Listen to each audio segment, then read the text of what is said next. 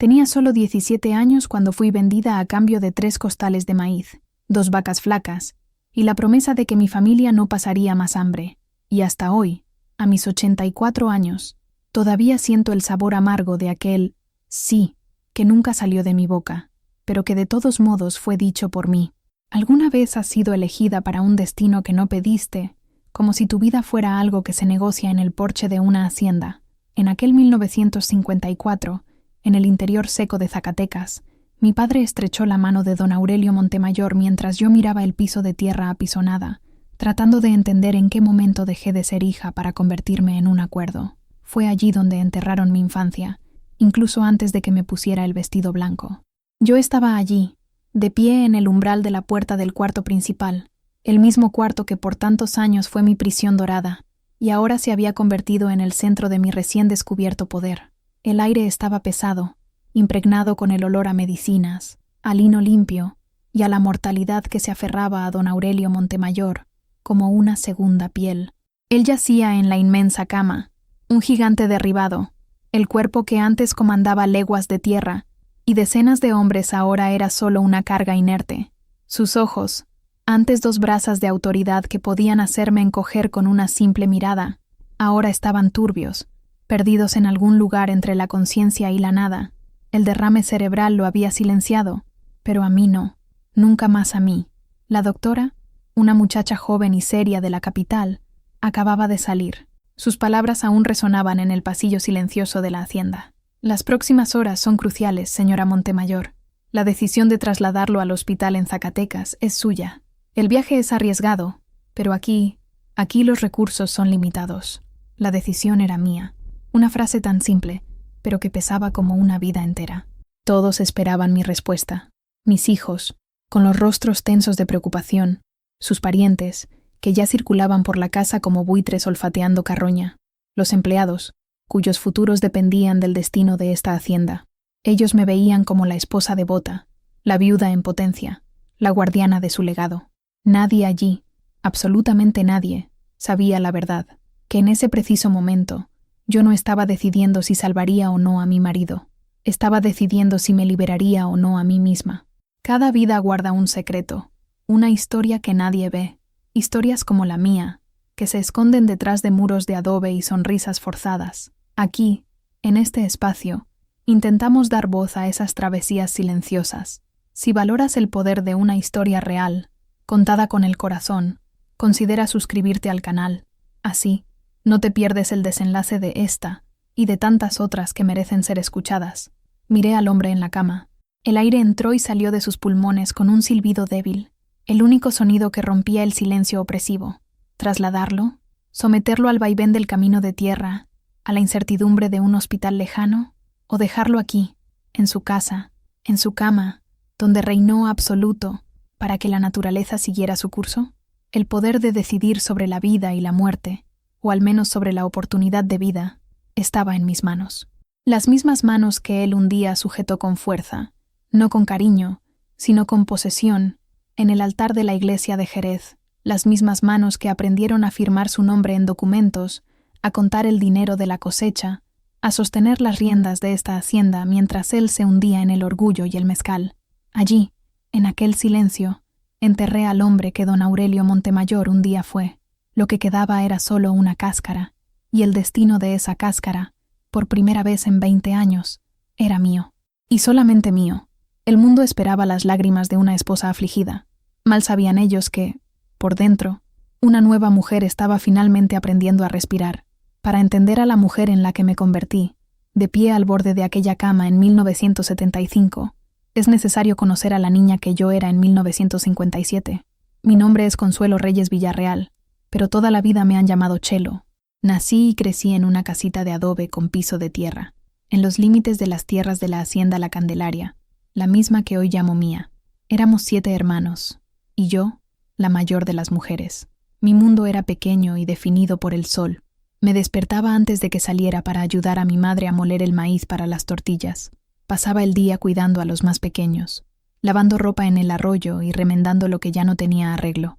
Mi padre, Emiliano, era un hombre de campo, de piel curtida y pocas palabras. Su vida era una lucha diaria contra la tierra seca de Zacatecas. Trabajaba de sol a sol en las tierras de don Aurelio, y lo que ganaba apenas alcanzaba para llenar nuestras barrigas. La sequía de aquel año había sido implacable. El maíz de nuestra pequeña huerta, nuestra milpa, creció raquítico y débil. Las mazorcas eran delgadas como dedos de niño. El hambre no era una amenaza lejana, era una presencia constante, un nudo en la garganta, el llanto bajo de mis hermanos durante la noche. Yo tenía 17 años, y mis sueños eran tan simples como mi vida. Soñaba con un vestido nuevo para la fiesta de San Judas Tadeo, con un día en que tuviéramos carne en el guisado, con la lluvia cayendo abundante sobre la tierra. Soñaba en quizás casarme con Mateo, el hijo del herrero, un muchacho tímido de manos fuertes y sonrisa buena que a veces me traía flores del campo. Nuestras conversaciones eran cortas, intercambiadas cerca del pozo, pero en aquellas miradas había una promesa de un futuro simple, un futuro que yo podía entender, un futuro que sería mío. Mi apariencia era la de cualquier muchacha de campo de aquella época. Cabello negro y grueso, siempre recogido en una trenza larga que me llegaba a la cintura, ojos oscuros que, según mi madre, guardaban más tristeza que alegría, y manos ya callosas por el trabajo. No me consideraba bonita ni fea, simplemente era un rostro más entre tantos otros castigados por el sol y el polvo. En aquella época, la figura de don Aurelio Montemayor era casi una leyenda para nosotros. Veíamos su camioneta levantando polvo en el camino, lo veíamos a caballo, inspeccionando las tierras, un hombre grande, de hombros anchos y sombreros siempre en la cabeza. Él era el patrón, el dueño de todo, de la tierra que pisábamos, del trabajo que nos sustentaba, del miedo y del respeto que todos sentían. Su primera esposa, doña Elvira, había muerto hacía algunos años, decían que de tristeza, pero nadie se atrevía a hablar mucho de eso. Él vivía solo en el caserón, una fortaleza blanca en lo alto de la colina, servido por una docena de empleados. Para mí, él pertenecía a otro universo, tan distante como las estrellas que yo veía desde la puerta de mi casa. Mal sabía yo que nuestros universos estaban a punto de colisionar de una forma que destruiría a la niña que yo era para siempre. La noticia llegó una tarde calurosa de agosto, cuando el aire parecía quieto, y el único sonido era el zumbido insistente de las moscas. Yo estaba en el patio, golpeando unas ropas viejas en una piedra de lavar, cuando vi a don Ramiro, el capataz de don Aurelio, atando su caballo a la cerca de nuestra casa. Mi corazón dio un vuelco. La visita del capataz nunca era buena señal. Significaba una orden, un cobro, o peor, un despido. Mi madre, Carmen, salió de la casa secándose las manos en el delantal, el rostro surcado de preocupación. Mi padre estaba en el campo, y la presencia de don Ramiro allí, sin que él estuviera, era una ruptura del protocolo, algo fuera de lugar. «Buenas tardes, doña Carmen, Chelo», dijo él, quitándose el sombrero sudado. Su voz era grave, acostumbrada a dar órdenes. «El patrón me ha enviado. Quiere hablar con su marido, Emiliano. Es un asunto serio. Mi marido no vuelve hasta el anochecer, don Ramiro. ¿Pasó algo?» La voz de mi madre era un hilo. El capataz me miró. Fue una mirada rápida, de arriba a abajo, una mirada que me evaluaba como si fuera un animal en la feria. Sentí un escalofrío recorrer mi espalda, una sensación extraña e incómoda. Me sonrojé y bajé los ojos a la tina de agua con jabón. «No, no ha pasado nada malo. Al contrario», dijo, y había un tono extraño en su voz, casi de complicidad. «Es una propuesta que va a cambiar la vida de ustedes. Dígale a Emiliano que me busque en la casa grande en cuanto llegue. Don Aurelio lo espera». Montó a caballo y se fue, dejando atrás una nube de polvo y un silencio cargado de preguntas. Mi madre y yo nos miramos, y vi en sus ojos el mismo miedo que sentía en mi pecho. ¿Qué propuesta podría ser esa? ¿Por qué don Aurelio, el hombre más poderoso de la región, se interesaría por nosotros, la más humilde de las familias de sus empleados? Aquella noche, la espera fue torturante. Cuando mi padre finalmente llegó, cansado y cubierto de polvo, mi madre le contó sobre la visita. Él frunció el ceño, se lavó la cara en la palangana y, sin comer, tomó el camino hacia la casa grande. Yo me quedé en la puerta, viendo su silueta alejarse en la oscuridad, con un presentimiento terrible apretándome el corazón. Tardó horas. Cuando volvió, su rostro era una máscara indescifrable. No dijo una palabra. Solo se sentó a la mesa, y mi madre le sirvió un plato de frijoles. Comió en silencio, mirando un punto fijo en la pared de adobe. «¿Qué quería, Emiliano?». Mi madre finalmente rompió el silencio. Mi padre posó la cuchara en el plato, levantó los ojos y me miró fijamente. Y en ese momento lo supe. Lo supe incluso antes de que dijera las palabras. Lo supe por el peso en su mirada, una mezcla de vergüenza, de esperanza y de resignación. Don Aurelio quiere casarse, dijo, con la voz ronca. Ha elegido a nuestra Chelo para ser la nueva señora Montemayor. El mundo se detuvo. Las palabras de mi padre quedaron suspendidas en el aire denso de la pequeña cocina, flotando sobre el olor a frijoles y a tierra. Casarme, con don Aurelio, el hombre de 50 y tantos años, el viudo, el patrón. La idea era tan absurda, tan monstruosa, que mi cerebro se negó a procesarla. Miré a mi madre, esperando que se riera, que dijera que era una broma de mal gusto, pero su rostro estaba pálido como la cera, los labios entreabiertos en shock. «¿Qué le dijiste, Emiliano?», susurró ella, con la voz temblorosa. «¿Qué podía decirle?», respondió mi padre, a la defensiva. «No estaba preguntando, Carmen. Estaba informando. Dijo que siempre se ha fijado en Chelo, que es una muchacha decente, trabajadora, sana, que necesita una esposa para cuidar de la casa y darle hijos, herederos». La palabra herederos cayó sobre mí como una piedra. Yo no era una persona, era una función, un vientre para engendrar los hijos del patrón, un par de manos para administrar su casa. Nos ofreció cosas, continuó mi padre, ahora evitando mi mirada, hablando hacia la mesa. Una casa nueva, aquí cerca del pueblo, de ladrillo. Sacará a nuestros hijos de la faena del campo y pagará sus estudios en Jerez.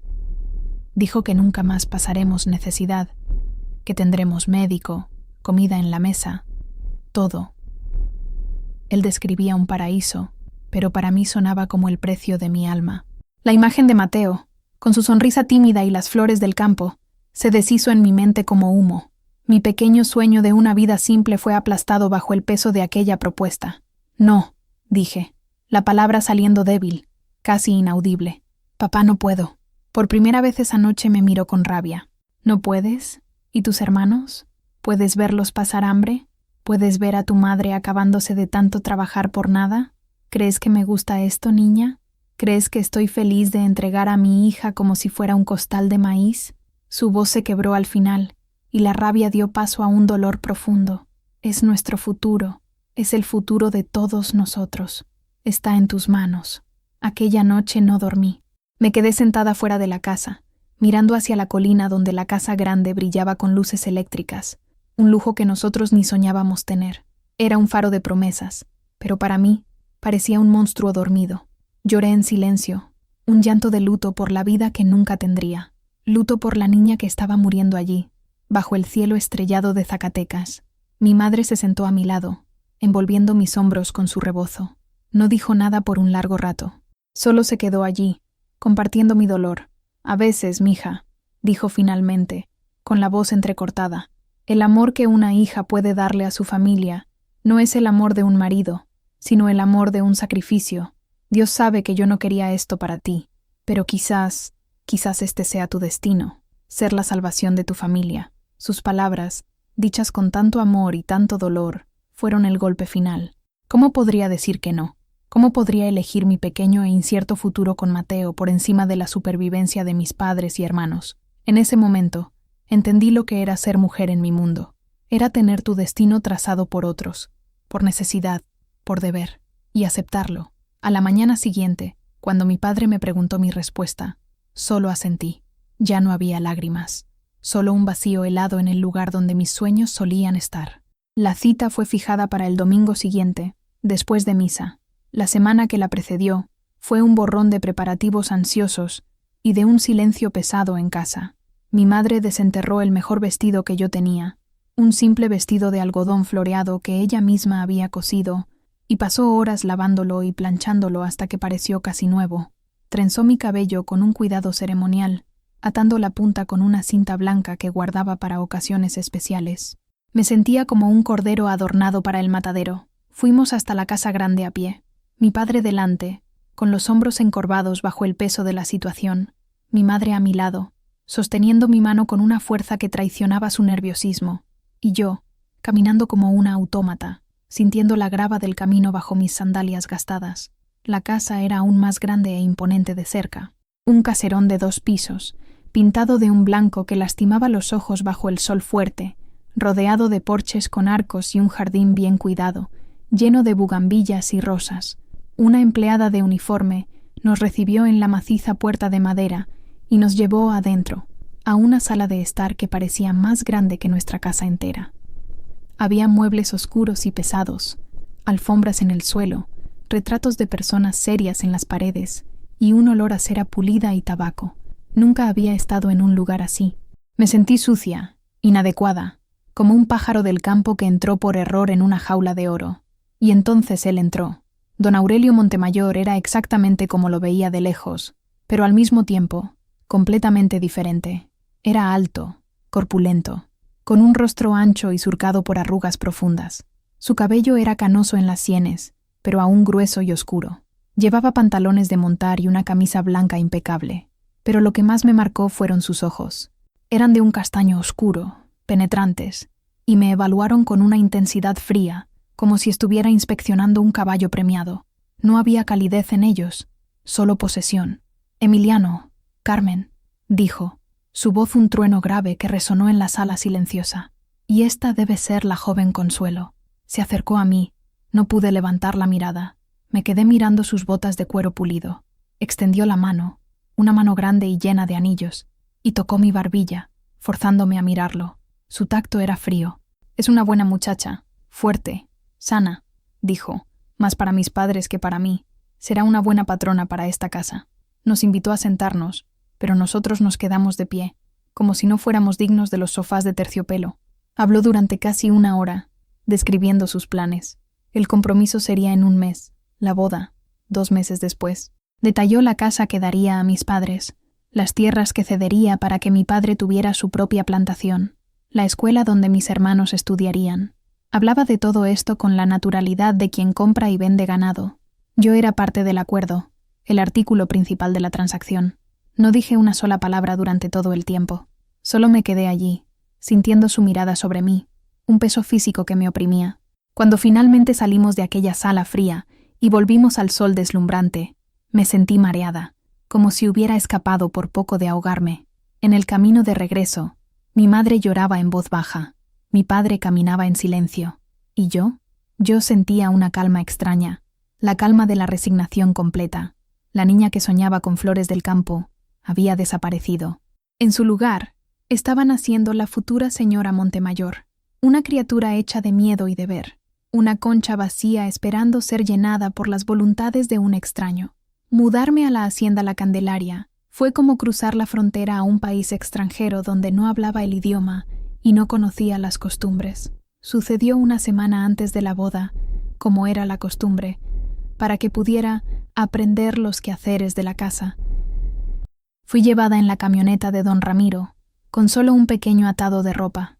Mis padres y hermanos se despidieron de mí en la puerta de nuestra vieja casa de adobe, que ya parecía pertenecer a otra vida. Había lágrimas en los ojos de mi madre, un abrazo torpe de mi padre, y saludos confusos de mis hermanos, demasiado pequeños para entender la magnitud de lo que estaba sucediendo. La casa grande, que de lejos parecía majestuosa, de cerca era abrumadora. Fui recibida por Inés, el ama de llaves, una mujer mayor, de moño apretado, y un rostro que rara vez sonreía. Ella era la autoridad máxima entre los empleados, y dejó claro desde el primer momento que yo era una novata a la que había que instruir. Al patrón le gusta el orden y el silencio, fue una de las primeras cosas que me dijo, mientras me mostraba la casa.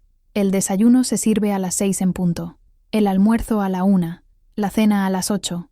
No tolera retrasos. Me guió por un laberinto de habitaciones, el comedor con una mesa lo suficientemente larga para 20 personas, la biblioteca, con paredes forradas de libros que yo nunca sería capaz de leer, el despacho de don Aurelio, un lugar sombrío y prohibido, con olor a cuero y humo de puro, y finalmente, mi cuarto. Era un cuarto enorme, con una cama con dosel, muebles de madera oscura y ventanas altas que daban al jardín.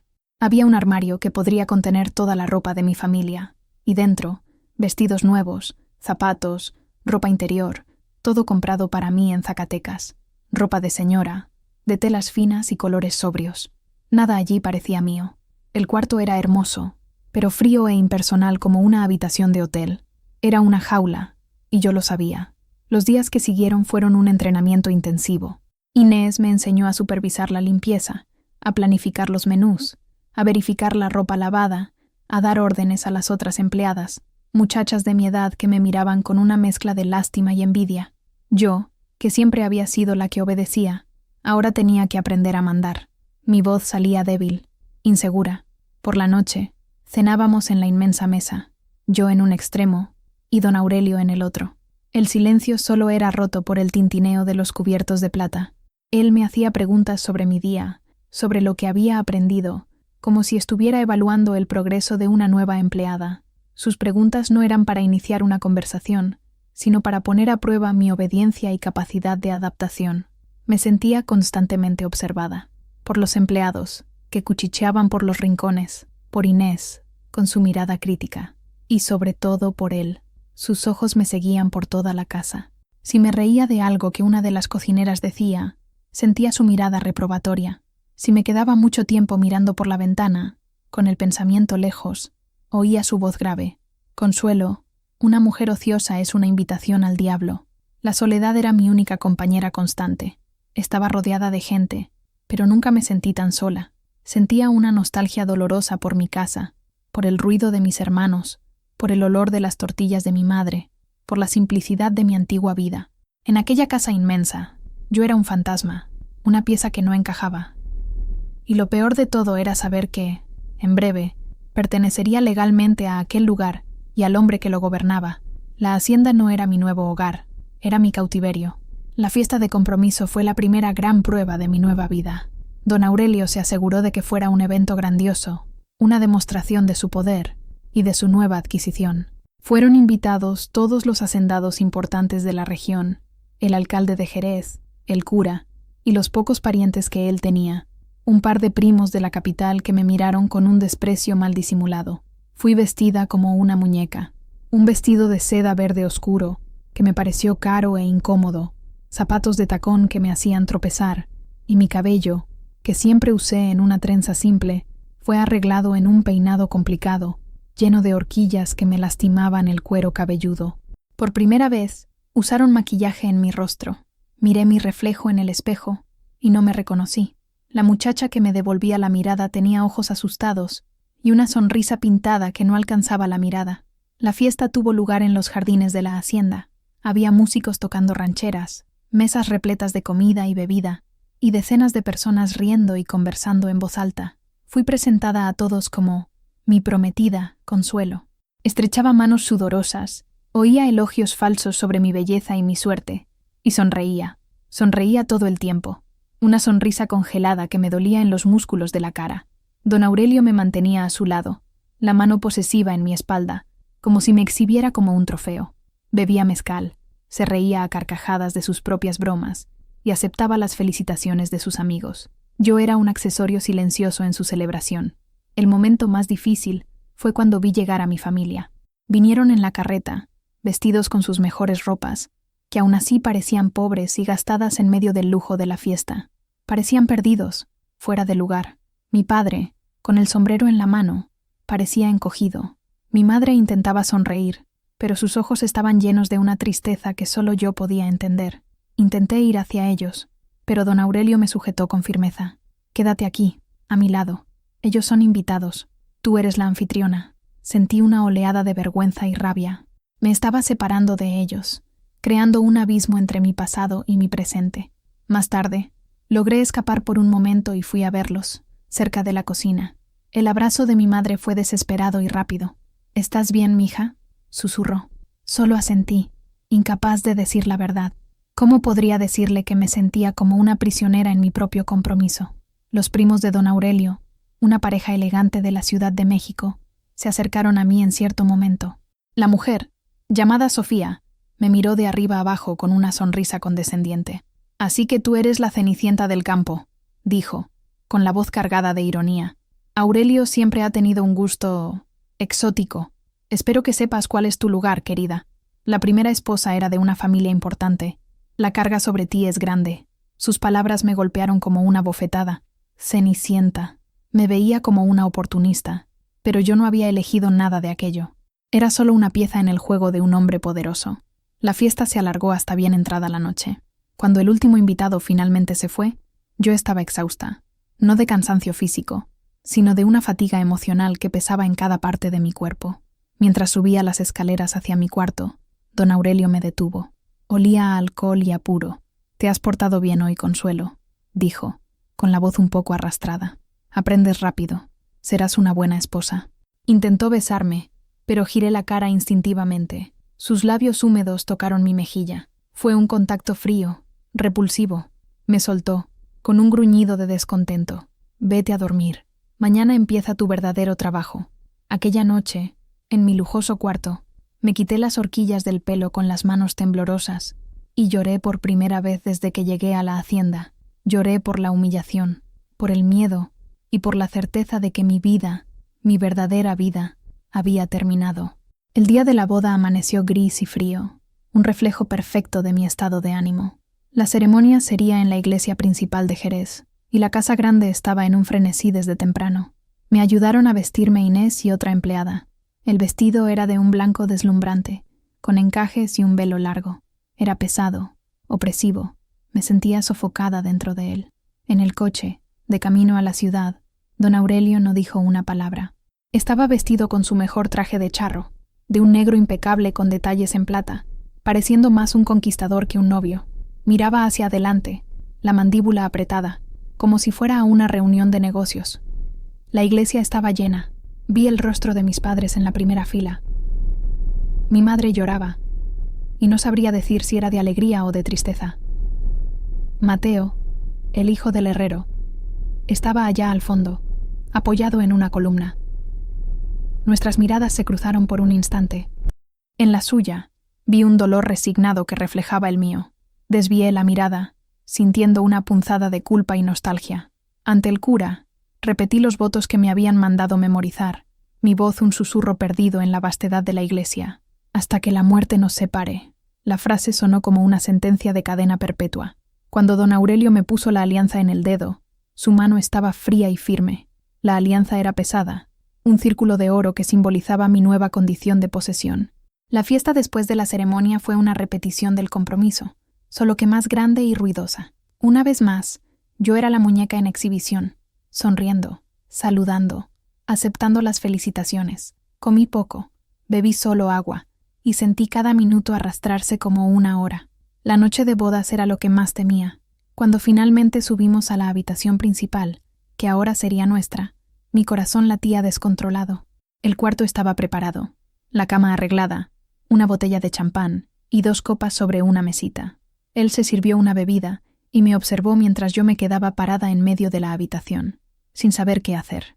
«Quítate el vestido», ordenó, su voz sin ningún rastro de ternura.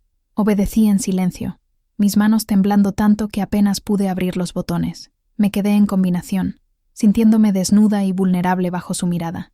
Terminó su bebida y se acercó. Su tacto fue brusco, impaciente. No hubo cariño, no hubo palabras amables. Fue un acto de posesión, rápido y silencioso. Cumplió lo que consideraba su derecho, y cuando terminó, se dio la vuelta y se durmió casi de inmediato, dejándome sola en la oscuridad, con lágrimas silenciosas corriendo por mi rostro y mezclándose con la funda de lino almidonado. Aquella noche entendí la verdadera naturaleza de mi prisión. No eran las paredes de la hacienda, ni las órdenes de Inés. Era el cuerpo de aquel hombre a mi lado. Era la intimidad forzada, la ausencia total de afecto, la anulación completa de mi ser. Las noches siguientes fueron iguales, silenciosas, mecánicas, solitarias. Venía a mí cuando quería, y yo aprendí a soportar, a convertir mi cuerpo en piedra, a enviar mi mente lejos, a los campos de mi infancia, al arroyo donde lavaba la ropa, a cualquier lugar que no fuera aquella cama. Durante el día, era la señora Montemayor, la patrona que daba órdenes y supervisaba la casa. Por la noche, era solo un objeto, un cuerpo sin voluntad, existiendo únicamente para satisfacer el deber de una esposa. La dualidad de mi existencia comenzó a consumirme, dejando un vacío que parecía imposible de llenar. La vida en la hacienda La Candelaria estaba regida por un conjunto de reglas no escritas, pero tan rígidas como las leyes de la iglesia.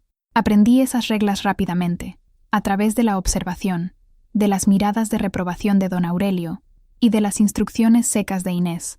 La primera regla, y la más importante, era que la voluntad de don Aurelio era absoluta. Él lo decidía todo. La ropa que debía usar era elegida de catálogos que traía de la capital, siempre discreta, elegante y de colores sobrios. Una señora no se viste con colores chillones como las muchachas del pueblo, decía. Mis idas a Jerez eran raras, y siempre en su compañía o la de don Ramiro.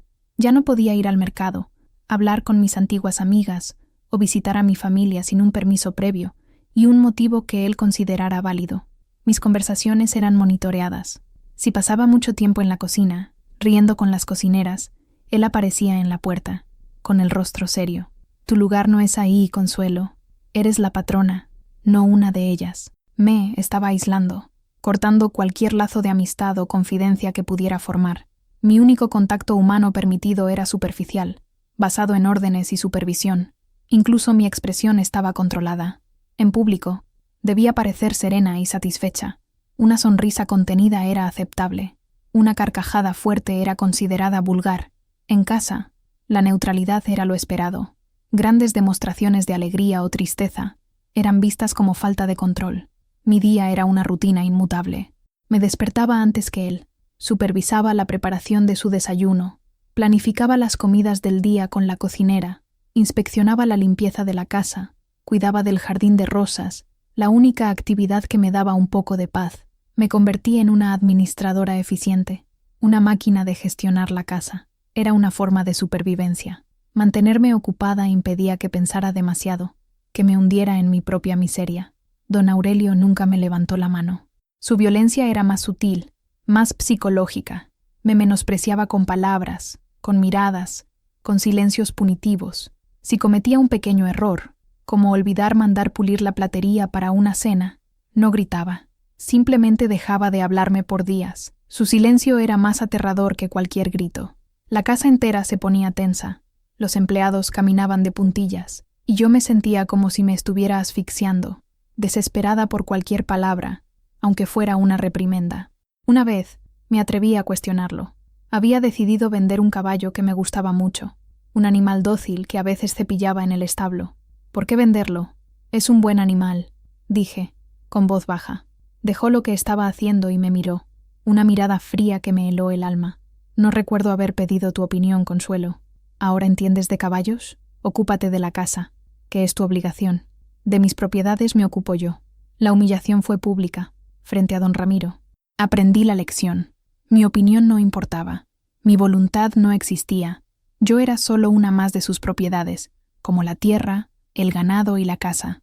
Y mi trabajo era ser impecable, silenciosa y obediente. Esa era mi función, y la desempeñaba con la perfección de un autómata, escondiendo la creciente amargura y el resentimiento que se acumulaban en mi corazón. En medio de la aridez emocional de mi vida, cualquier pequeño gesto que se asemejara a la amabilidad era como una gota de agua en el desierto.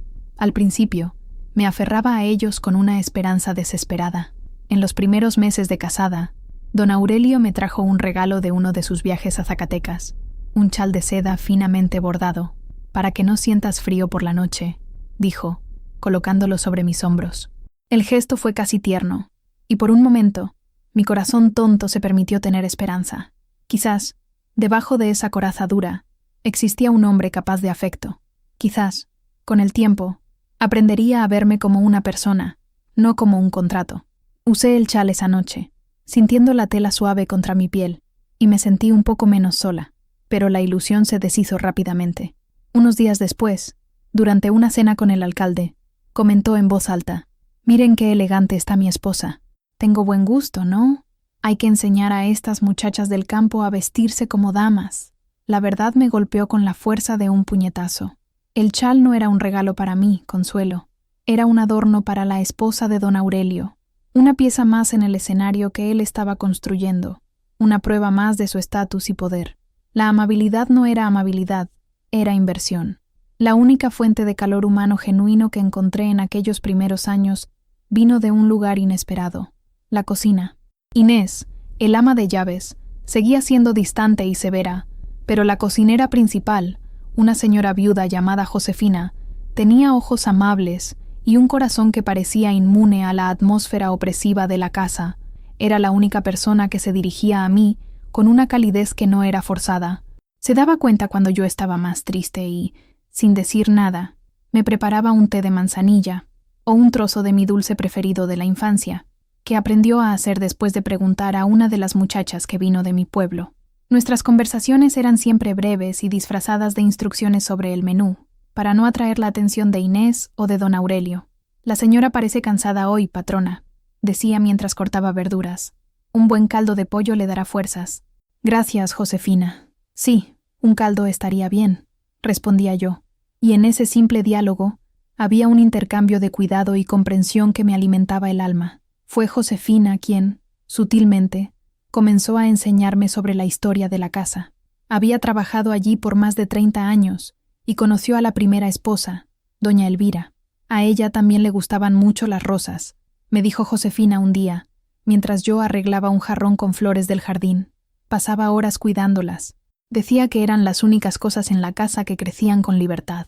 Aquellas pequeñas frases eran como migajas de pan en un bosque oscuro, pistas que me mostraban que no estaba sola en mi experiencia. La mención a doña Elvira siempre venía cargada de una tristeza velada. Empecé a sentir una extraña conexión con aquella mujer que nunca conocí, una solidaridad que atravesaba el tiempo. Esa amistad silenciosa con Josefina se convirtió en mi refugio secreto. La cocina, con sus olores a ajo, cebolla y cilantro, era el único lugar en la casa grande donde sentía que podía respirar, donde era vista, aunque fuera por un breve momento, como consuelo, y no solo como la señora Montemayor. Era un hilo de humanidad que me mantenía cuerda, un recordatorio de que, a pesar de todo, todavía era capaz de sentir y de conectar con otra persona. La noticia de mi embarazo fue recibida con una satisfacción contenida por don Aurelio. Para él, era la confirmación final del éxito de nuestro acuerdo. Yo estaba cumpliendo la parte más crucial de mi contrato, darle un heredero. Finalmente, dijo, cuando el médico confirmó el embarazo. No hubo un abrazo, no hubo una sonrisa de alegría compartida. Solo hubo un asentimiento con la cabeza, como si uno de sus negocios más importantes se hubiera concluido con éxito. El embarazo transformó mi rutina. Fui dispensada de algunas de mis tareas más pesadas e instruida a descansar. Inés y Josefina me cuidaban con una eficiencia que rayaba en la vigilancia. Yo era un receptáculo precioso que debía ser protegido a toda costa. Para mí, la experiencia era un torbellino de emociones contradictorias. Por un lado, estaba el miedo. Miedo al parto, miedo a no ser una buena madre, miedo de traer un niño a esa casa fría y sin amor. Por otro lado, por primera vez en mucho tiempo, no estaba completamente sola. Había una pequeña vida creciendo dentro de mí, una compañía constante. En las noches silenciosas, ponía la mano sobre mi vientre y sentía una conexión profunda, un amor feroz y protector por aquel ser que aún no conocía. Era un sentimiento que era solo mío, que don Aurelio no podía controlar ni poseer. Mi hijo, Mateo, nació en una mañana de mayo, después de un parto largo y difícil. Cuando lo tomé en mis brazos por primera vez, tan pequeño y vulnerable, el mundo a mi alrededor desapareció. El amor que sentí fue abrumador, una fuerza de la naturaleza que llenó el vacío que llevaba en el pecho. En ese momento, me juré a mí misma que haría cualquier cosa para protegerlo, para asegurar que nunca se sintiera tan solitario e impotente como yo. Don Aurelio estaba exultante con el nacimiento de un hijo varón. Dio una fiesta enorme, distribuyó mezcal a los empleados y se jactó ante todos sus amigos de su heredero, el futuro dueño de la Candelaria. Miraba a Mateo como miraba sus tierras, con orgullo y posesividad. La maternidad cambió la dinámica de la casa y mi posición en ella. Ahora, yo era la madre del heredero. Eso me confería un nuevo estatus, un respeto que no tenía antes, pero también me encadenaba aún más a aquella vida. Si antes tenía alguna fantasía fugaz de escapar, ahora era imposible.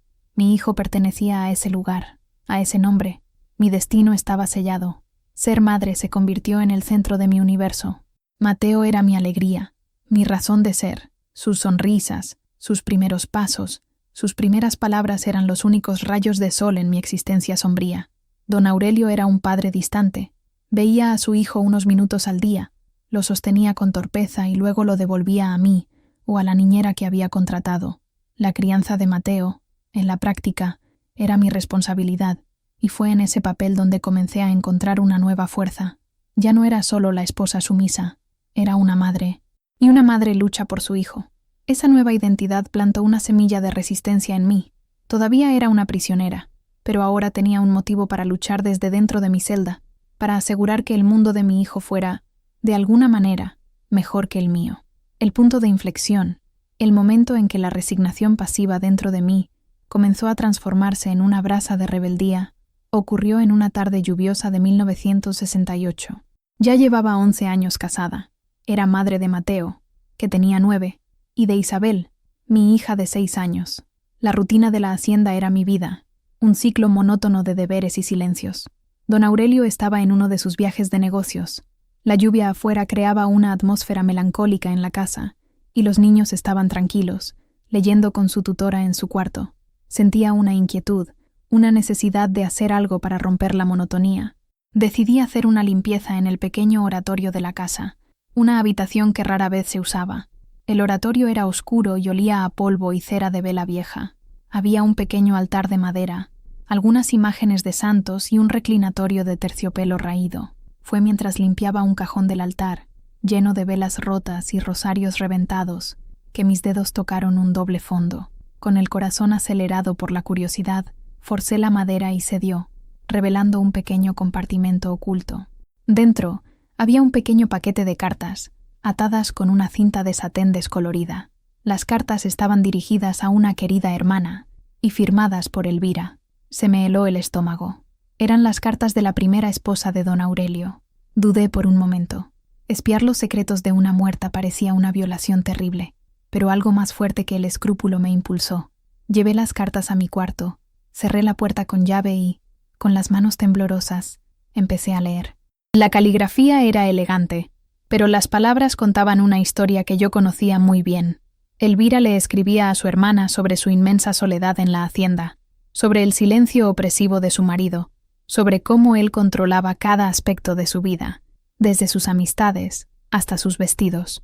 Él no grita, no golpea, decía una de las cartas. Su crueldad es más refinada. Me aísla, me menosprecia con la mirada, me castiga con su silencio. Siento que estoy desapareciendo, convirtiéndome en un fantasma en esta casa inmensa. Él compró una esposa, no se casó con una. En otra carta, hablaba de su alegría al descubrir que estaba embarazada y su posterior devastación al sufrir un aborto espontáneo. Aurelio no me consoló, solo dijo que había fallado en mi deber. Siento que mi única utilidad para él se ha ido. ¿Qué valor tengo ahora? Leía y las lágrimas corrían por mi rostro. Eran mis dolores, mis miedos, mi soledad, escritos por la mano de otra mujer, una década antes. No estaba loca, no era débil. Lo que yo estaba viviendo no era un defecto mío, sino un patrón de comportamiento de él, un sistema de control cuidadosamente construido para subyugar y anular a la mujer a su lado. El descubrimiento fue devastador y, al mismo tiempo, increíblemente liberador. El sentimiento de soledad que me había acompañado durante años comenzó a disiparse, reemplazado por una rabia fría y clara. Elvira había muerto de tristeza, como decían los cuchicheos. Se había dejado consumir, pero yo no tendría el mismo destino. Aquel día, leyendo las palabras de una mujer muerta, le hice una promesa a ella y a mí misma. No iba a desaparecer, no iba a quebrarme, iba a sobrevivir, y más que eso, iba a encontrar una manera de tomar las riendas de mi propia vida. No sabía cómo, ni cuándo, pero la semilla de la rebelión había sido plantada. Ya no lucharía solo por mis hijos, lucharía por mí, y por la memoria de Elvira.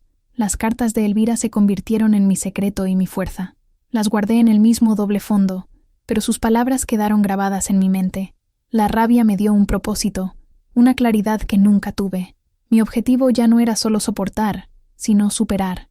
Y para eso, necesitaba conocimiento. Necesitaba entender el mundo de don Aurelio, el mundo del poder y del dinero que él usaba para controlarme.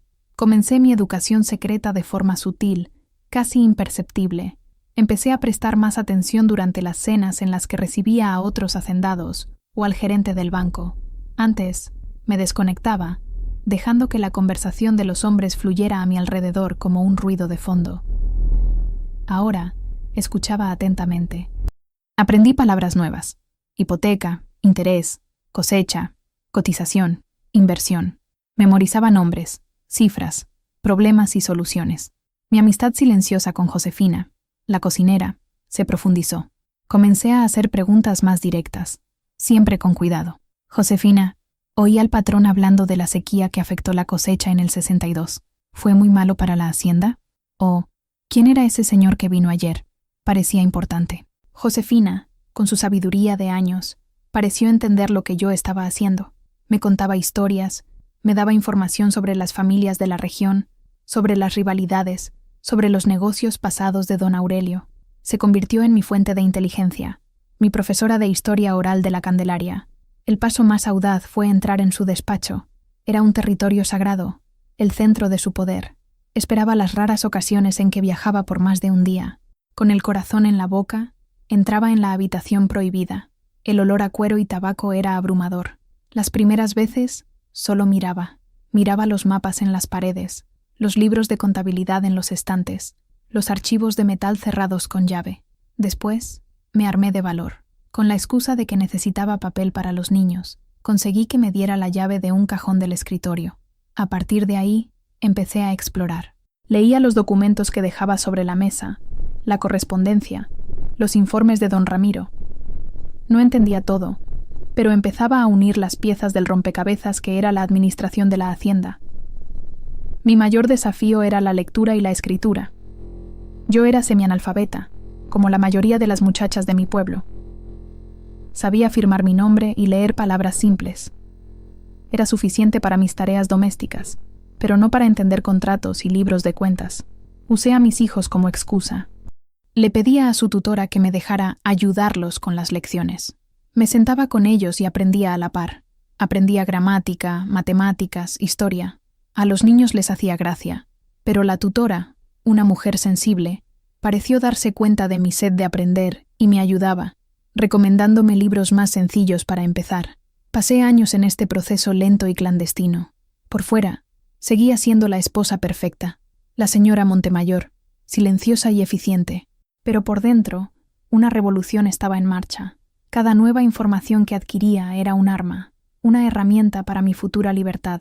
Estaba construyendo, ladrillo a ladrillo, los cimientos de mi propio poder, justo debajo de las narices del hombre que creía poseerme por completo. Él veía una esposa dócil. No veía a la alumna dedicada que se preparaba para el día en que el juego cambiaría. La primera vez que intenté usar mi conocimiento recién adquirido fue un fracaso humillante, pero una lección valiosa. Ocurrió durante la cosecha de maíz, en 1970. Llevaba 13 años casada, y mi hijo menor, Javier, ya había nacido. Había oído a don Aurelio y a don Ramiro conversando en el despacho sobre el precio del maíz. El plan, como siempre, era vender toda la producción de inmediato a un único comprador, un intermediario de Jerez que siempre pagaba un precio bajo, pero garantizaba la compra de todo. Era el camino más fácil y seguro. Sin embargo, por mis lecturas secretas de los periódicos agrícolas que llegaban a la hacienda y que yo leía antes de tirarlos, sabía que había una previsión de sequía en el estado vecino de Durango. Eso significaba que, en pocos meses, el precio del maíz probablemente se dispararía por falta de oferta.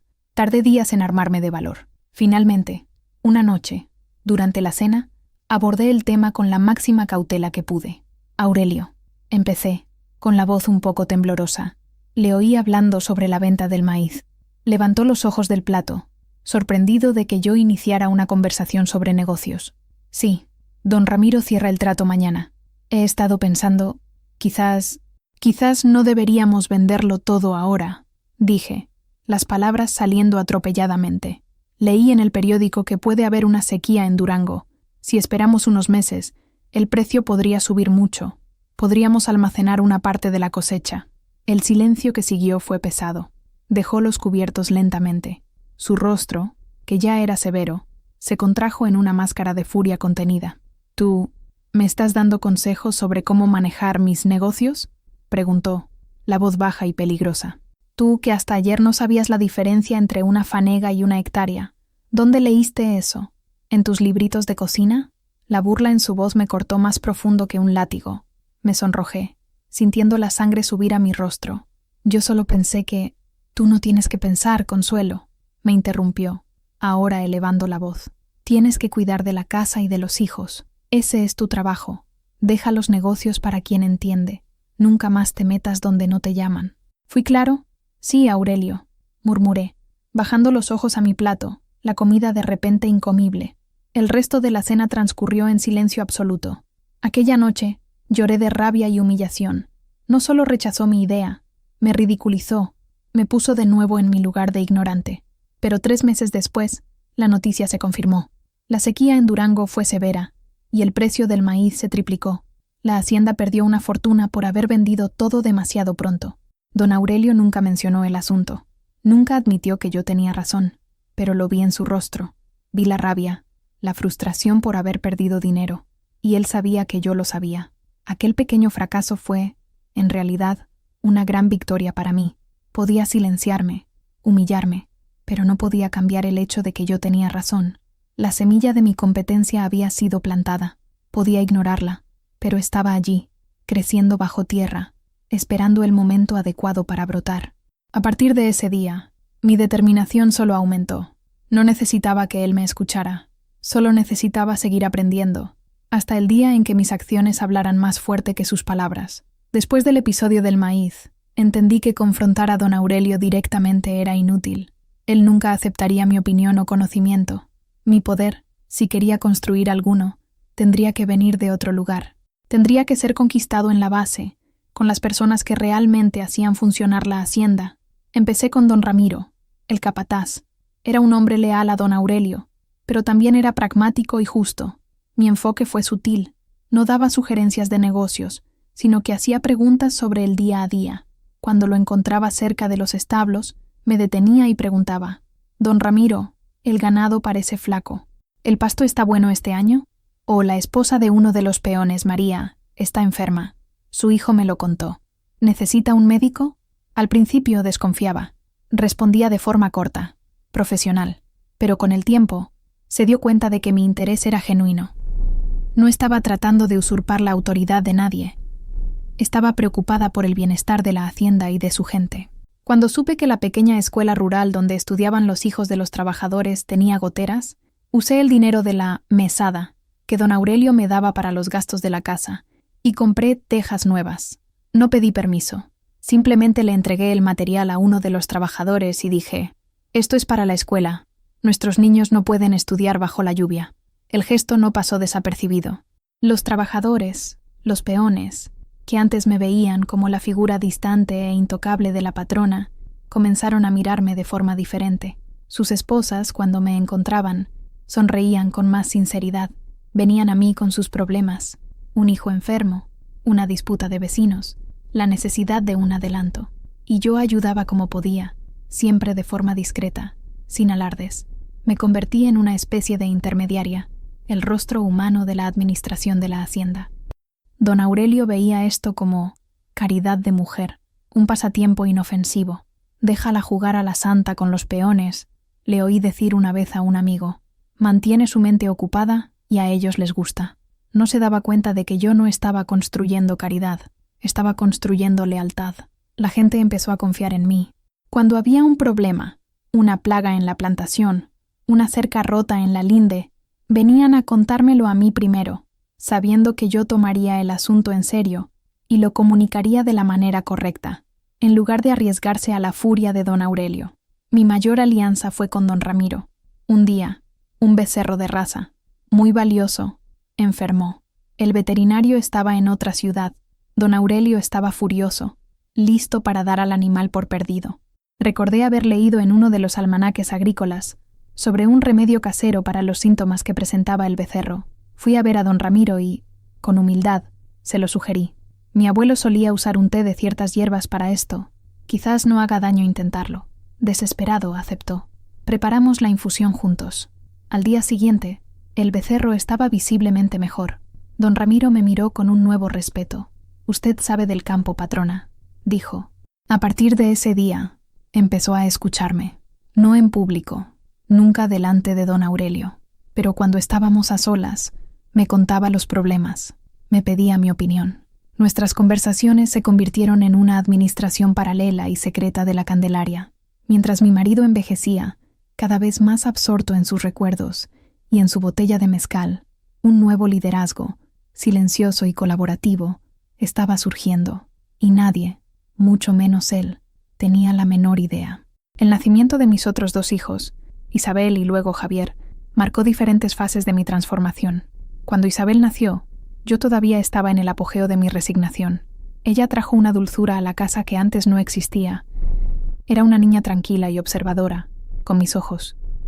Su presencia suavizó un poco la rigidez de mi rutina. Cuidarla, trenzar su cabello, contarle cuentos antes de dormir, eran momentos de pura ternura que me recordaban mi propia humanidad. Don Aurelio estaba satisfecho de tener una hija, pero su enfoque siempre estuvo en Mateo, el heredero. Para él, Isabel era un adorno, una futura moneda de cambio en un buen matrimonio. Esa percepción me llenaba de una furia silenciosa. Miraba a mi hija y juraba que ella tendría más opciones que yo. Le enseñaría a ser fuerte, a tener su propia voz. Cuando Javier, mi Benjamín, nació, yo ya era una mujer diferente. Las cartas de Elvira ya habían sido leídas. Mi educación secreta ya estaba en marcha. La maternidad, esta vez, fue una experiencia de poder. Me sentía más segura, más en control. Ya no era la joven asustada que fui con Mateo. Sabía qué esperar, cómo gestionar la casa y los cuidados de un recién nacido. La llegada de Javier consolidó mi papel como matriarca de la familia. Con 3 hijos, mi posición en la hacienda era incuestionable. Don Aurelio, ya entrando en los 60, parecía ver a los niños más como un legado que como individuos. Eran la prueba viviente de su virilidad y de la continuidad de su nombre. La dinámica con mis hijos era el centro de mi vida. Mateo, como el mayor, sentía el peso de las expectativas de su padre. Don Aurelio intentaba moldearlo a su imagen.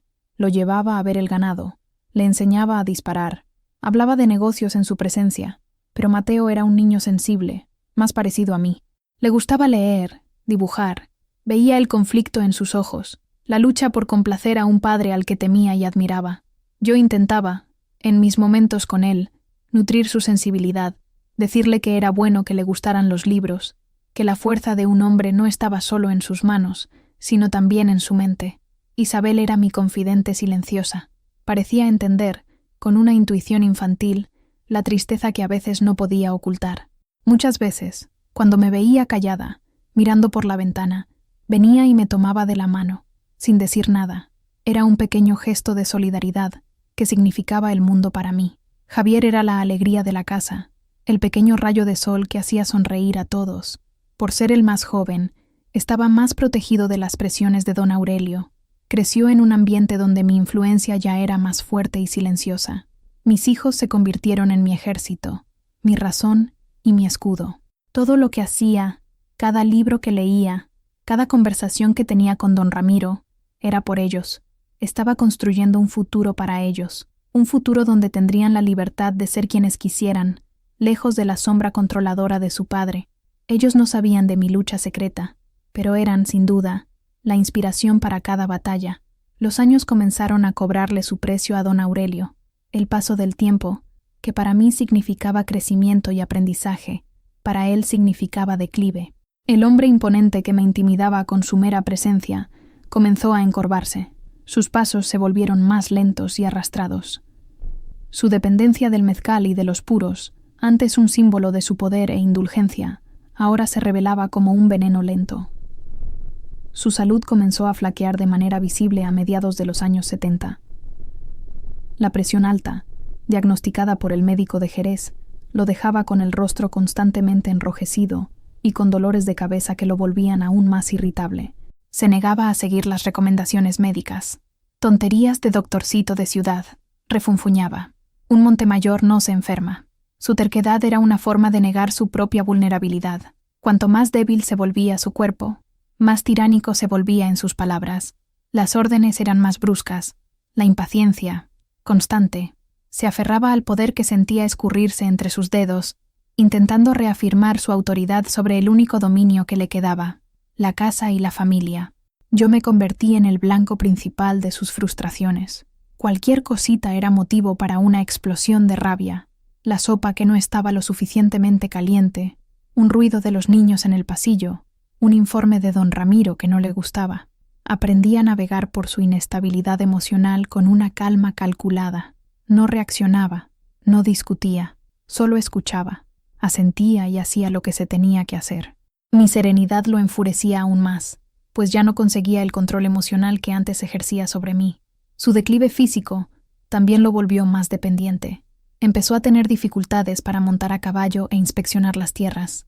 Don Ramiro pasó a ser sus ojos y oídos en el campo, y yo, discretamente, pasé a ser el cerebro detrás de muchas decisiones. A través de mis conversaciones con el capataz, su memoria comenzó a fallar. Olvidaba nombres, fechas, acuerdos que había hecho. Más de una vez, lo salvé de cometer errores graves de negocio, interviniendo de forma sutil. Aurelio, querido, ¿no te acuerdas? Ya le prometiste ese lote de ganado al comprador de Fresnillo, decía yo, con un tono de esposa servicial.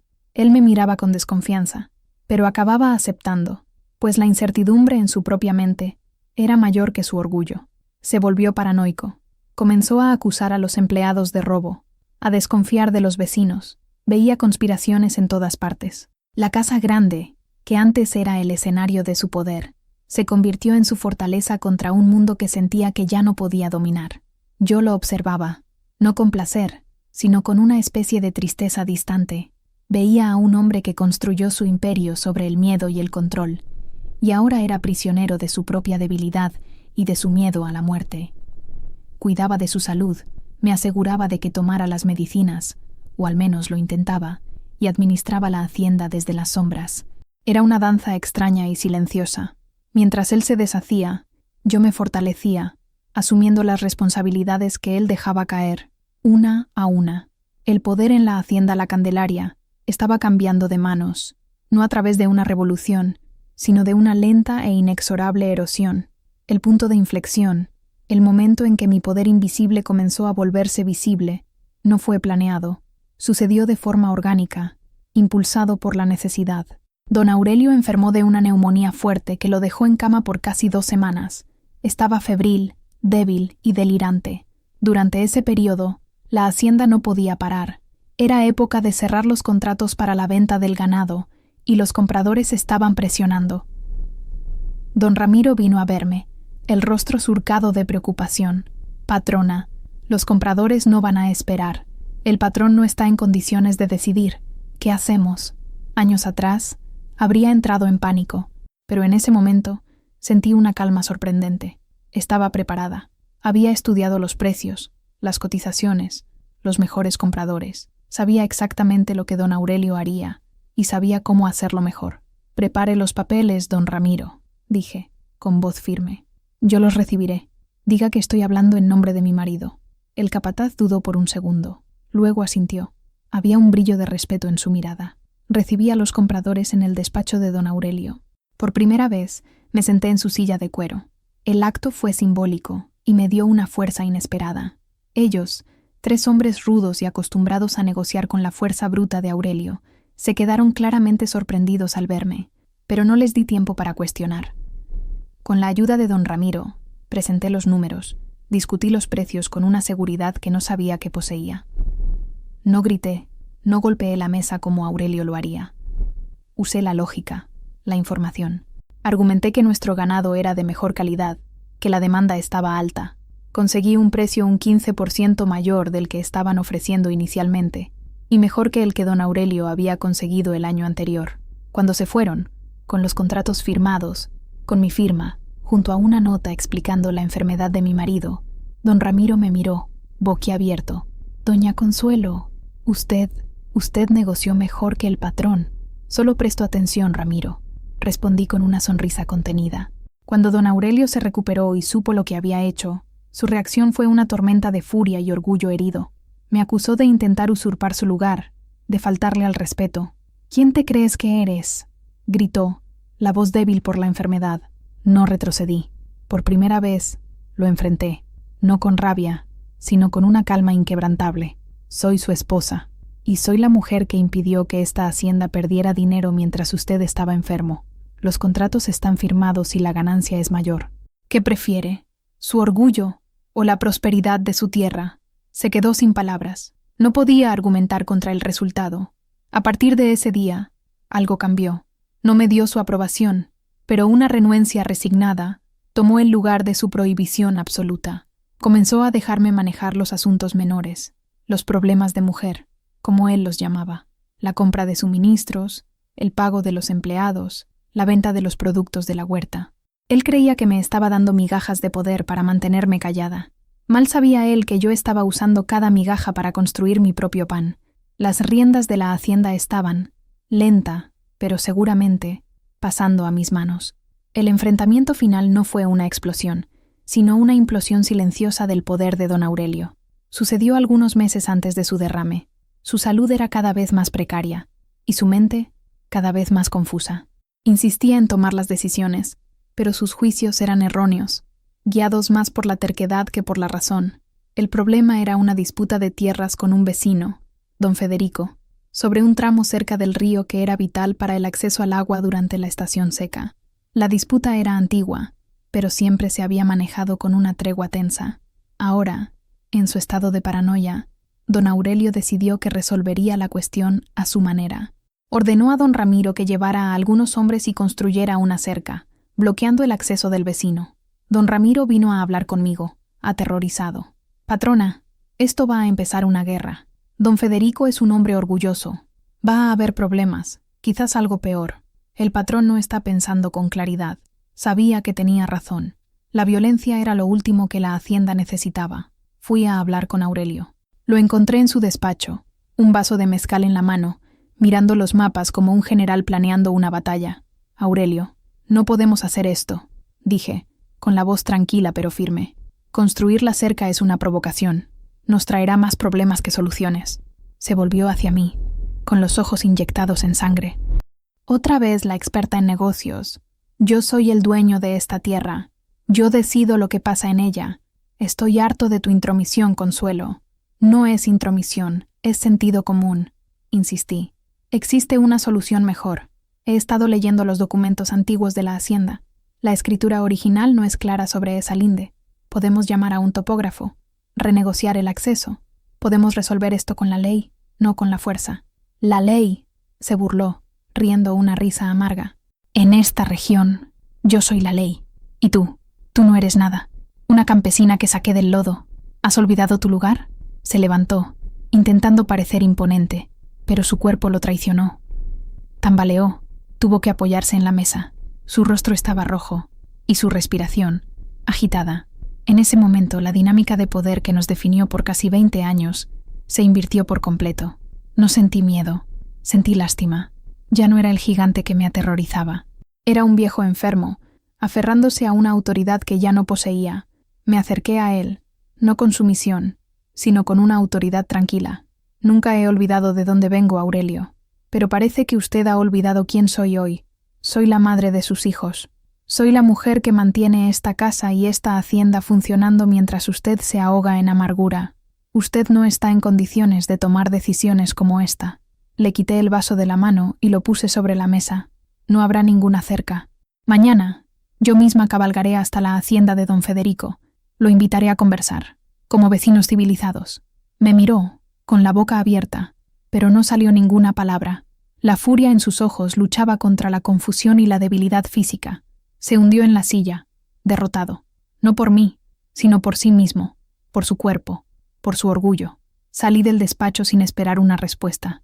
El sonido de la puerta cerrándose detrás de mí fue el sonido más definitivo de mi vida. Ya no le tenía miedo, y él lo sabía. El rey había perdido su corona. El derrame cerebral vino 2 semanas después de nuestro enfrentamiento. Fue una mañana como cualquier otra. No bajó a desayunar. Inés, el ama de llaves, lo encontró extraño, pues él era un hombre de rutinas rígidas.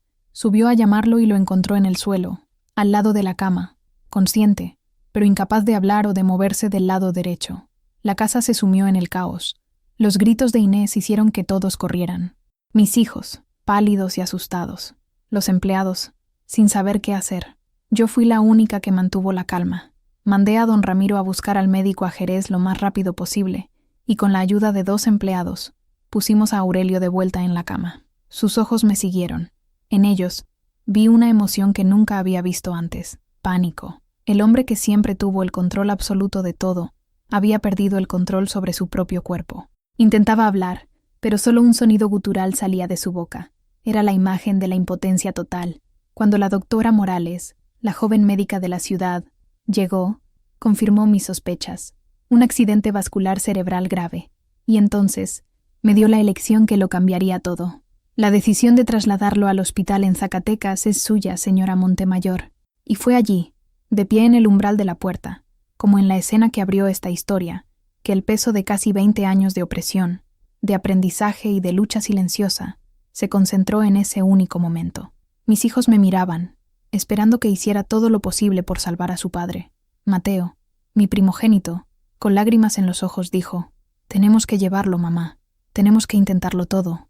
Los primos de Aurelio, que llegaron de Jerez en cuanto supieron la noticia, ya comenzaban a moverse. El primo, Ricardo, un abogado astuto, me llevó a un rincón. «Consuelo, quizás sería mejor que nos dejes las decisiones médicas a nosotros. Somos la familia de sangre. Podemos encargarnos de todo». El intento de apartarme ya había comenzado. Los miré a todos, los rostros de mis hijos, llenos de amor y preocupación filial, los rostros de los parientes, llenos de codicia y oportunidad. Y miré al hombre en la cama, el hombre que me arrancó de mi vida, que me convirtió en un objeto, que intentó borrar mi identidad. La decisión no era sobre venganza. Yo no era cruel, pero tampoco era ya la niña ingenua que ellos pensaban. Trasladarlo sería un riesgo enorme. El camino era malo, el viaje largo, podría no sobrevivir. Dejarlo allí, con los cuidados limitados que podíamos ofrecer, era también una sentencia. Respiré hondo y sentí una claridad helada apoderarse de mí. La decisión no era sobre su vida o su muerte, era sobre el futuro de la hacienda, el futuro de mis hijos. Un futuro que, si él se recuperaba, aunque fuera parcialmente, lucharía por controlar de nuevo. Un futuro que, si sus parientes asumían, nos sería arrebatado. Volví al cuarto. Todos se callaron. «Doctora», dije, la voz sonando más fuerte de lo que me sentía. Mi marido era un hombre orgulloso. Amaba esta casa más que a nada. No le gustaría ser exhibido en un hospital, conectado a máquinas. Se quedará aquí. Nosotros lo cuidaremos. Aquí, en su casa, con su familia. Mateo comenzó a protestar, pero le puse una mano en el hombro. «Es lo mejor para él, hijo mío». Ricardo, el primo, me miró con furia contenida. Sabía exactamente lo que estaba haciendo. Al mantenerlo allí, yo mantenía el control. Era la esposa, la enfermera, la guardiana. Era la única con acceso, la única con autoridad. En ese momento, asumí el mando, no solo de los cuidados de mi marido, sino de todo, del legado Montemayor. La era de don Aurelio había terminado. La mía apenas comenzaba. Como predije, los buitres no tardaron en circular. Ricardo y Sofía, los primos de Aurelio, prácticamente se mudaron a la casa de huéspedes. Pasaban los días cuchicheando en los rincones, lanzándome miradas de desdén y evaluando la propiedad con ojos codiciosos. Su estrategia se hizo clara rápidamente. Ricardo intentó, por todos los medios, apartarme de la administración.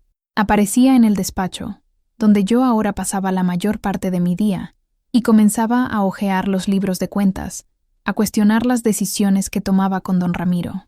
«Consuelo, con todo respeto, ¿no crees que deberías concentrarte en cuidar de Aurelio?», decía, con una falsa preocupación. «Los negocios pueden ser complicados. Soy abogado. Puedo ayudar a poner las cosas en orden hasta que la situación se resuelva». «Agradezco tu preocupación, Ricardo», respondía yo, sin apartar los ojos de los papeles. «Pero las cosas están perfectamente en orden. Sé exactamente lo que estoy haciendo». Su batalla se libró en varios frentes. Sofía intentaba minar mi autoridad con los empleados, dando órdenes contradictorias, criticando la limpieza, la comida, pero la lealtad que había construido a lo largo de los años se mostró sólida. Los empleados la ignoraban educadamente y venían a mí para confirmar cualquier instrucción. El golpe más bajo vino cuando Ricardo intentó declararme legalmente incapaz de administrar los bienes. Presentó una petición en Jerez, alegando que yo era una campesina sin instrucción y que Aurelio, en su estado, necesitaba un tutor legal para sus negocios, sugiriéndose a sí mismo para el cargo, por supuesto. Fue ahí donde todos mis años de preparación secreta salieron a la luz. Cuando fuimos llamados ante el juez, un hombre mayor y amigo de Aurelio, Ricardo presentó su caso, pintándome como una esposa ignorante e indefensa. Cuando llegó mi turno de hablar, no necesité abogado. Me levanté y con una calma que sorprendió a todos en la sala, empecé a hablar. No hablé de sentimientos, hablé de hechos. Presenté los libros de cuentas de los últimos 5 años, impecablemente organizados. Detallé las ganancias de las cosechas, los contratos de ganado que yo misma había negociado, las inversiones que hice en la mejora de la infraestructura de la hacienda. Hablé sobre el rebaño, la productividad por hectárea, la rotación de cultivos. Usé los términos técnicos que aprendí en mis lecturas nocturnas. El juez y Ricardo me miraban, estupefactos. Yo no era la mujer que ellos esperaban. Para el golpe de gracia, llamé a don Ramiro como testigo. Él, un hombre de pocas palabras, habló con una convicción inquebrantable. Su señoría, he trabajado para los Montemayor durante 40 años. En los últimos años, es la patrona, doña Consuelo, quien de hecho administra la hacienda. Y con todo el respeto al patrón, la hacienda nunca ha sido tan próspera, y los trabajadores nunca han sido tan bien cuidados. El juez desestimó la petición de Ricardo en el acto. Se volvió hacia mí y dijo: «Señora Montemayor, parece que la hacienda está en excelentes manos». Salí del juzgado con la cabeza en alto. Ricardo y Sofía me lanzaron una mirada de puro odio. Me habían subestimado, y ese fue su error fatal. La guerra no había terminado, pero la batalla más importante había sido ganada. Ya no era solo la esposa del patrón. Era, a los ojos de la ley y de la comunidad, la verdadera líder de la hacienda La Candelaria. Con la victoria en el juzgado, mi autoridad se cimentó. Ricardo y Sofía, derrotados y humillados, hicieron las maletas y se fueron al día siguiente, no sin antes lanzarme amenazas veladas. Los ignoré. Ya no tenían poder sobre mí. Ahora, podía administrar la hacienda abiertamente, sin subterfugios, y lo hice de una manera muy diferente a la de Aurelio. Él gobernaba a través del miedo. Yo elegí gobernar a través del respeto. Él veía a los trabajadores como herramientas. Yo los veía como socios. Mi primer gran cambio fue instituir un sistema de participación en las ganancias. Un pequeño porcentaje de la ganancia de la cosecha se dividía entre todas las familias que trabajaban en la tierra. Fue un cambio radical para la época. Los otros hacendados de la región me llamaron loca. Dijeron que estaba malcriando a los peones, pero el resultado fue inmediato. La productividad aumentó, el desperdicio disminuyó. La gente trabajaba con más ahínco, porque sabía que estaba trabajando para sí misma, no solo para un patrón distante. Mejoré las condiciones de vivienda, reparando las casas de los trabajadores, instalando agua corriente donde no la había. Amplié la pequeña escuela y contraté a una segunda maestra, asegurando que todos los niños, incluidas las niñas, fueran alfabetizados. Para mí, la educación era la herramienta más importante para la libertad. Estaba en el campo todos los días. Usaba botas y pantalones, para el escándalo de la sociedad de Jerez, pero no me importaba. Cabalgaba por las plantaciones, conversaba con los trabajadores, escuchaba sus sugerencias. Aprendí de ellos, de la sabiduría que tenían de la tierra, una sabiduría que no estaba en los libros. Mis hijos vieron la transformación en mí. Mateo, que antes se sentía aplastado por su padre, comenzó a florecer. Se interesó por la administración, pero de una forma más moderna. Empezó a estudiar nuevas técnicas agrícolas, a hablar sobre irrigación y semillas híbridas. Lo animé, le di responsabilidades. Isabel, con su sensibilidad, se convirtió en el alma de la casa. Ayudaba a cuidar a su padre y a organizar eventos para las familias de los trabajadores.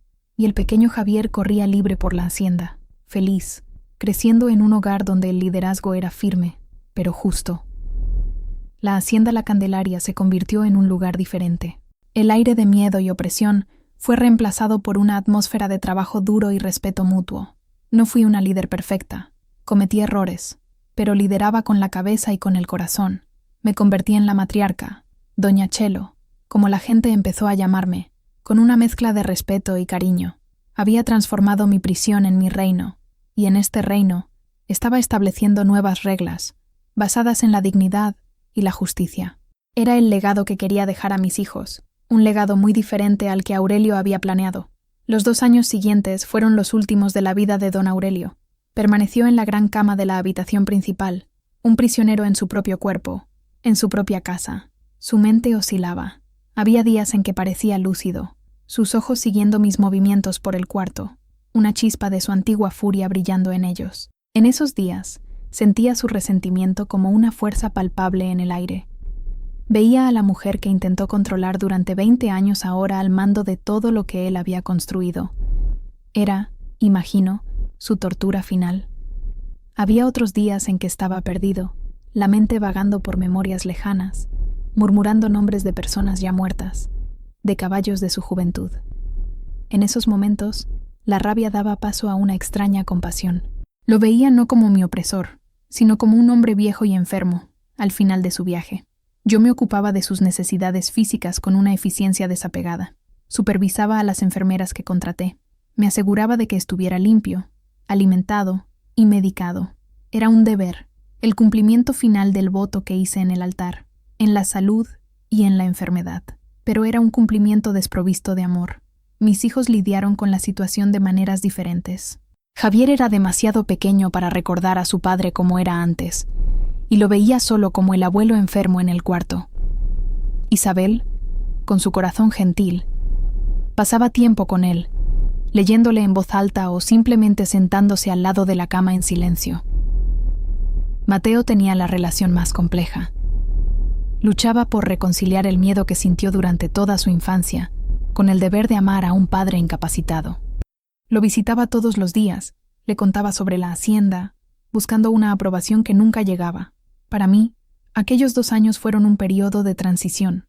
Yo gobernaba la hacienda, pero la presencia silenciosa de Aurelio en el piso de arriba era un recordatorio constante de mi pasado.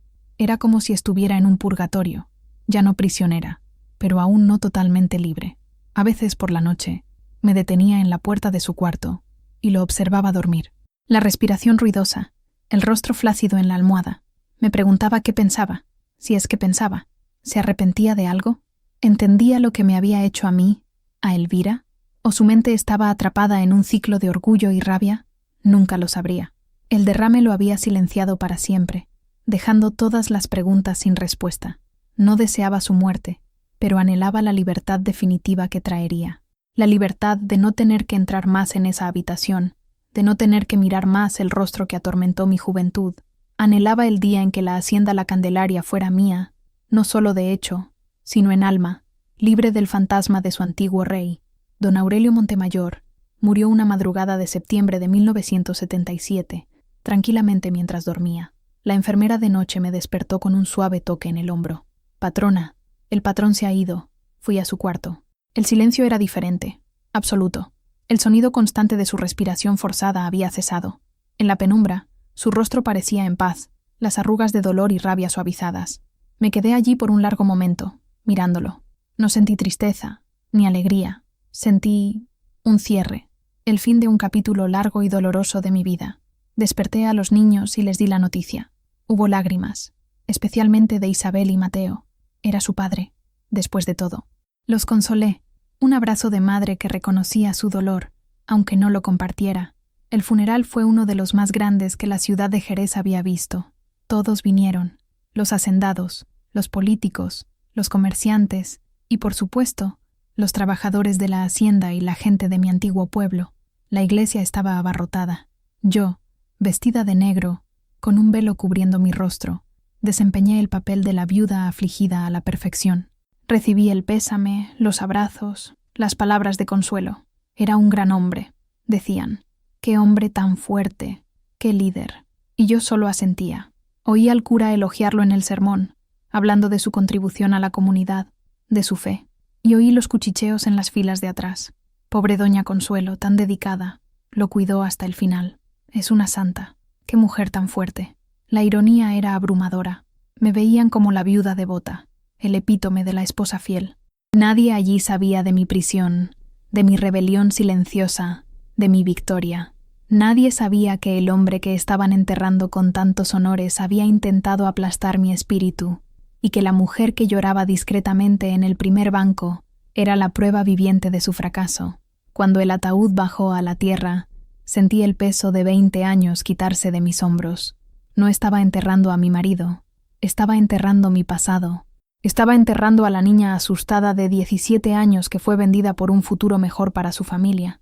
Aquella noche, después de que todos se hubieran ido y la casa finalmente estuviera en silencio, no fui a mi cuarto, fui al despacho. Me senté en la silla de Aurelio, la silla que ahora era indiscutiblemente mía. Miré por la ventana hacia las tierras oscuras que se extendían bajo la luz de la luna. Ya no eran de él, eran mías, eran de mis hijos. Por primera vez en 20 años, Estaba completa e irrevocablemente libre. El viaje había sido largo y solitario, pero había llegado a mi destino. Yo era Consuelo Reyes Villarreal Montemayor, y era la dueña de mi propia vida. Hoy tengo 84 años. El sol que ahora calienta mis viejos huesos es el mismo sol que castigó la milpa de mi padre hace tantos años. Estoy sentada en el porche de la casa grande, mirando los campos verdes. La hacienda La Candelaria ya no es un latifundio gigante. La hemos transformado. Mis hijos y yo la dividimos en cooperativas para las familias que siempre trabajaron aquí. Producimos queso, maíz orgánico, criamos ganado de forma sostenible. Es una hacienda próspera, pero más importante, es una comunidad justa. Mateo es quien administra la mayor parte de los negocios ahora, con sus ideas modernas y su buen corazón. Isabel se casó con un médico y transformó una de las salas antiguas de la casa en una pequeña clínica para la gente de la región. Javier se convirtió en profesor y viaja por el mundo, pero siempre vuelve a casa, trayendo historias y un soplo de aire fresco. Mis nietos corren por este jardín donde un día yo caminé con tanto miedo. Me llaman Abuela Chelo, la valiente. Conocen la versión oficial de mi historia, la muchacha pobre que se casó con el patrón rico y con fuerza e inteligencia asumió los negocios tras su muerte. No conocen los detalles, las noches de llanto, las cartas de Elvira, el aprendizaje secreto. Quizás algún día se los cuente, o quizás no. A veces, cuando el viento sopla de cierta manera, todavía siento el olor fantasma del tabaco de Aurelio. Su recuerdo no ha desaparecido, pero ya no me atormenta. Es solo parte de mi historia, el catalizador que me forzó a convertirme en la mujer que soy. No lo he perdonado, pero tampoco vivo en el odio. La vida es demasiado corta y preciosa para gastarla en fantasmas. La niña de 17 años que soñaba con una vida simple con el hijo del herrero, murió el día en que fue elegida. Pero de sus cenizas nació otra mujer. Una mujer que aprendió a leer, a luchar, a liderar. Una mujer que descubrió que, incluso cuando la vida te niega el derecho a elegir el comienzo, todavía tienes el poder de escribir tu propio final. Mi historia está casi en su fin, grabada en la tierra de esta hacienda y en los rostros de mis descendientes. Pero tantas otras historias, como la que acabas de escuchar, están sucediendo ahora mismo, en silencio. Merecen ser contadas, merecen ser escuchadas. ¿Qué sentiste al caminar conmigo en esta travesía? Tu opinión es importante. Deja un comentario. Cuéntame qué despertó en ti esta historia. Si te tocó de alguna manera, deja un like y, lo más importante, suscríbete al canal, porque cada suscripción es un voto de apoyo para que más voces, que por tanto tiempo fueron silenciadas, puedan finalmente encontrar su lugar bajo el sol. Miro al horizonte, a las montañas de Zacatecas recortadas contra el cielo azul. No fui elegida para ser la novia del patrón. Fui elegida por la vida para convertirme en la dueña de mi propio destino. Y esa, mis amigos, es una historia que valió la pena vivir.